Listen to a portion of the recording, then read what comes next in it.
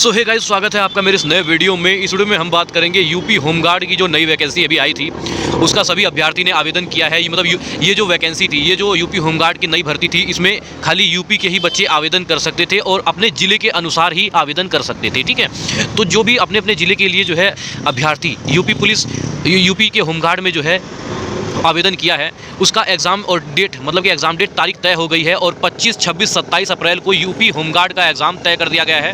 आप लोगों के पास बहुत कम समय बचा है, ऐसे में मैं आपके लिए लेकर के आया हूँ यूपी के होमगार्ड में आने वाले 100 क्वेश्चंस, जो कि आप लोगों के सामने जब आप लोग जो है 25, 26, 27 अप्रैल को यूपी होमगार्ड के एग्ज़ाम में बैठेंगे तो आप लोगों के सामने ये जो जितने भी क्वेश्चंस मैं आप लोगों के लिए लाया हूँ वो आप लोगों के सामने ज़रूर आएगा। और मैं इंपॉर्टेंट क्वेश्चंस छांट के लेकर के आया हूँ जो यूपी होमगार्ड के एग्ज़ाम में आएगा ही आएगा। ठीक है, मैं ये नहीं कहूँगा कि आप लोग इस क्वेश्चंस को रट लो, मैं ये कहूँगा इन 100 क्वेश्चंस को आप लोग पढ़ के जाओ, ताकि आप लोगों के सामने अगर आए तुरंत, जैसे ये क्वेश्चंस आए, भारत की सभ्यता का पालना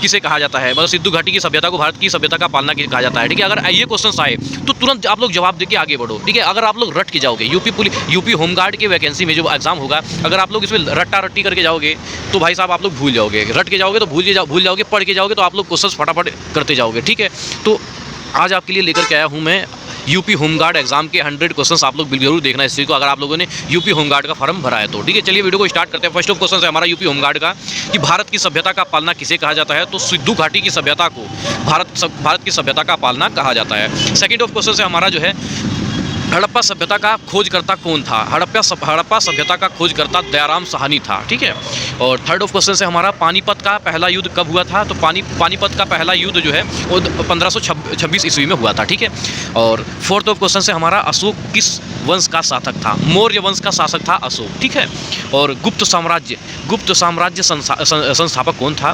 पांचवा क्वेश्चन से हमारा गुप्त साम्राज्य संस्थापक कौन था, श्रीगुप्त। ठीक है, और सिक्स ऑफ क्वेश्चन से हमारा ताजमहल का निर्माण किसने करवाया था, तो शाहजहां ने ताजमहल का निर्माण करवाया था। ठीक है, देखो एक चीज़ मैं आप लोगों को बता दूं कि यूपी होमगार्ड की वैकेंसी है, तो यूपी से रिलेटेड आप लोगों के पास बहुत सारे क्वेश्चंस आएंगे जो आप लोगों के यूपी में ही होंगे। देखो आप लोगों की जब ड्यूटी लगेगी, आप लोग जब भर्ती हो जाएंगे यूपी होमगार्ड में, तो आप लोगों की जब ड्यूटी लगेगी तो वो यूपी में ही लगेगी। ठीक है, ऐसे में आप लोगों को जो है यूपी का एक एक चीज़ पता होना चाहिए जहाँ जहाँ पुलिस वाले की ड्यूटी लगती है। जैसे कि मेला, ठीक है, यूपी का जितना भी मेला है सबको कवर करो कि कहाँ कहाँ पुलिस होमगार्ड की ड्यूटी लगती है। ठीक है, तो यूपी से रिलेटेड बहुत सारे ऐसे क्वेश्चन है जो आते हैं। तो अगर आप लोग यूपी के होमगार्ड की तैयारी कर रहे हैं तो अपने यूपी का भारत का नक्शा देखो और यूपी का नक्शा देखो, उसमें से एक एक चीज़ जो है अच्छे तरह से ध्यान रखो। ठीक है, पढ़ो।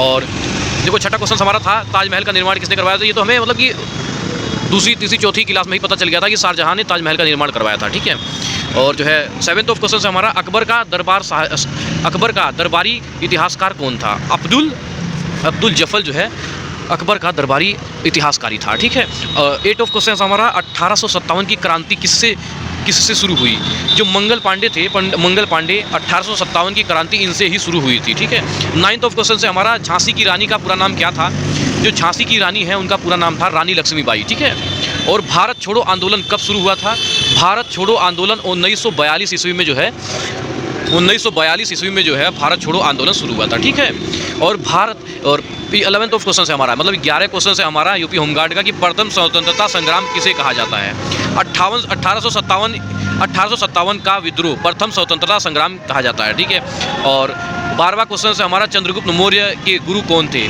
चंद्रगुप्त मौर्य के गुरु थे चाणक्य। ठीक है, और 13 क्वेश्चन से हमारा सिखों के अंतिम गुरु कौन थे, तो सिखों की ये क्वेश्चन बहुत ही मोस्ट इंपॉर्टेंट क्वेश्चन है। सिखों के जो अंतिम गुरु थे वो थे गुरु गोविंद सिंह। ठीक है, इन पे बहुत सारे क्वेश्चंस बना है कि सिखों के अंतिम गुरु कौन थे, तो गुरु गोविंद सिंह सिखों के जो है अंतिम गुरु थे। ठीक है, और दिल्ली सल्तनत का स्थापक कौन था, कुतुबुद्दीन ऐबक जो है दिल्ली सल्तनत का स्थापक था। ठीक है, 15 क्वेश्चन हमारा मुगल साम्राज्य का संस्थापक कौन था, बाबर जो है मुगल साम्राज्य का संस्थापक था। ठीक है, और यूपी होमगार्ड के भूगोल के चैप्टर से जो क्वेश्चंस आता है उसके बारे में बात करते हैं। तो भारत का सबसे बड़ा राज्य क्षेत्रफल में कौन सा है, राजस्थान। ठीक है, भारत की ये सबसे मतलब बहुत ज़्यादा आसान क्वेश्चन है। मतलब जो यूपी होमगार्ड का जो वैकेंसी आई हुई है ना, इसमें जो एग्ज़ाम होगा वो बहुत ही आसान होगा। आप लोग ज़्यादा मतलब कि वो मत होना कि मतलब कि बहुत ज़्यादा हार्ड क्वेश्चंस आएगा, बहुत ज़्यादा हार्ड प्रोसेस है ना, ऐसा कुछ नहीं है। आप लोग रिलैक्स हो जाओ और पढ़ के जाओ, तो आप लोगों के सामने सब कुछ दिखाई देगा। बिल्कुल ऐसे नॉर्मल पेपर जो है करते जाओगे, आप लोगों को कोई दिक्कत नहीं है, ठीक है। तो जो है भारत का सबसे बड़ा राज्य क्षेत्रफल में कौन सा है? राजस्थान। भारत की सबसे लंबी नदी कौन सी है? गंगा नदी, ठीक है।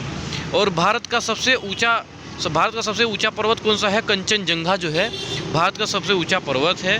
गंगा नदी का उद्गम स्थल कहाँ से हुआ था? गंगोत्री। गंगोत्री जो है उत्तराखंड